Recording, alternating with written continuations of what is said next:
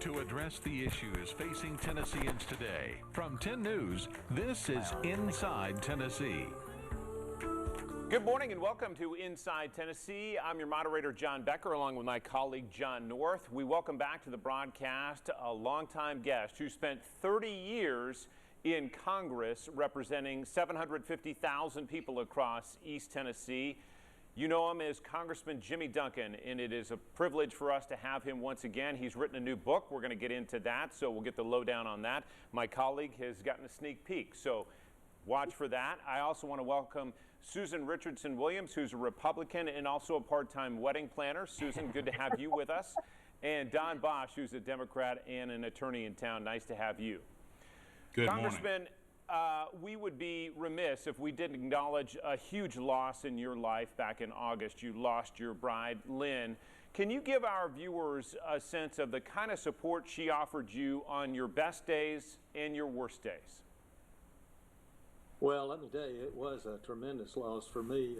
I was lucky. I wasn't like some people in politics and had to fake a good marriage. I actually had one, and in areas where Lynn was strong, I was maybe weak, and vice versa. Where I was strong, maybe she was a little weak, and we made a good team. And we talked, even when I was in Washington and she was in Tennessee, we talked 8 or 10 times a day about everything. And so I can't really describe how much I miss her at this time, but she gave me 4 grown children and 9 little grandchildren, all here in Knoxville, and so that really helps. I picked up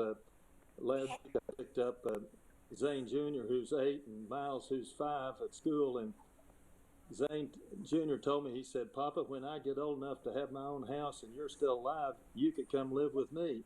And Miles said, "Well, Zane, he couldn't do that. He would be with Papa." And that was their mother, Hallie's grandfather, who passed away a few months ago. So, but the kids really cheer me up, and the grandkids. And so, and I'll tell you, she had more friends. I probably spent too much time reading. Lynn spent time on the phone, and she had more friends than anybody I've ever known. But I will tell you one quick story that's in my book.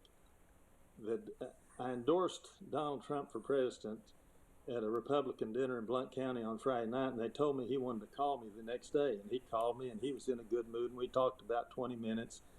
And finally I said, "Mr. Trump, you've got time to say hello to my wife." And I took the phone into Lynn, and she was mad at me about something at that point. And she first acted like she wasn't going to take the phone, but then she took it. And as I walked away, I heard her say, "I thought he was pulling my leg." And then she came out in about 5 minutes, and she was in this real good mood. And she said, "He said, your husband sounds just like me." And she said, "I know, great for the country, but hell to live with." And that was Lynn. That is terrific. Liberated. She was a strong woman. And I loved her very.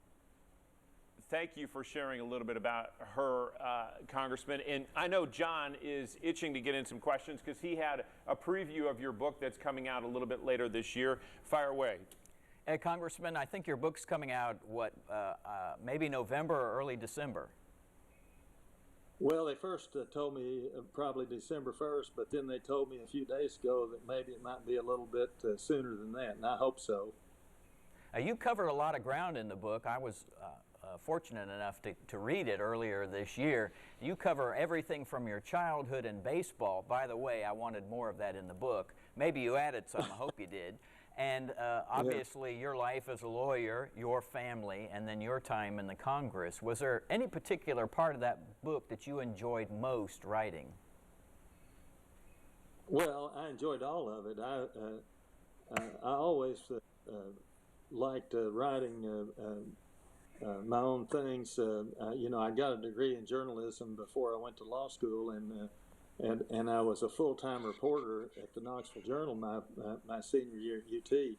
So I enjoyed the whole thing. But the title of the book is From Bat Boy to Congressman, 30 Years in the U.S. House. And that title, part of it at least, came from my wife, because she always told people that my biggest claim to fame was that I once was the bat boy for the Knoxville Smokies. I was a bat boy for 5.5 seasons, which I think is longer than anybody's probably ever done that. and I loved it. And then my freshman year at UT, I was working at Sears as a salesman at Sears, but at night I was the public address announcer for the Smokies. So I always loved baseball, and I have quite a few sports stories in the book, along with stories about my law practice and my judgeship, and then even more about my years in Congress. Susan, I know you know the congressman probably more than any of us on this panel. Why don't you fire away, and we'll get into more on the book. I will. I had lots of things, and I will say that I was a good friend of Lynn's. I appreciated her, and she was the hardest working woman I've ever seen on the telephone, as the congressman said, and I miss her because she just had such a fighting spirit about everything, and was just great, a friend and a hard worker. Congressman, one of the things you told me that I didn't know in a recent visit was that your dad and several others were part owners of the Smokies baseball team, and I guess that's how you got to be the bat boy. But talk a little bit about that, and your dad's involvement, and just some about your dad, who was our mayor and congressman as well for a long time. Well, I was very my dad. My dad came to Knoxville with $5 in his pocket to go to UT, and 20 years later was elected mayor, and 6 years after that elected to Congress. And about 9 or 10 years ago, they had a nice article about me and my dad in the Knoxville News Sentinel, and I got the nice handwritten letter from Peyton Manning about that. I had described my dad as the kindest, sweetest, toughest, hardest working man I ever knew, and Peyton Manning letter and said that he could tell in that letter that I had the same relationship with my dad that he has with his dad. And so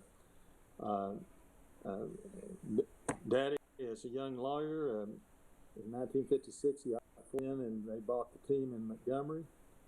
And Daddy asked the people in Montgomery if they had any advice, and they didn't like their manager, and they said you could save money by making the second baseman, who was the oldest player on the playing manager, and that was Earl Weaver. And that was an independent team, though, when they bought it. And in the off season, Daddy worked out a deal for them to become a farm team of the Orioles, and what finalized the deal, he said, we'll do that if you'll take Earl Weaver off our hands, because he happened to be the only with the team on that. And the Orioles had made him the manager of their rookie league team in Fitzgerald, Georgia, and he worked up through the ranks and became a Hall of Fame manager in Baltimore. And most sports fans in East Tennessee don't know that Earl started his career right here with these. We're going to take another. Go ahead, Congressman. I'm sorry. I spent so many years as bat boy because I don't think anybody else would do it as cheaply as I did. I did it the first season and a half for free, and the next 4 seasons for $1.50 a game, and that was doing between 5 and 7 hours worth of work or fun. So I was very lucky to get to grow up in minor league baseball.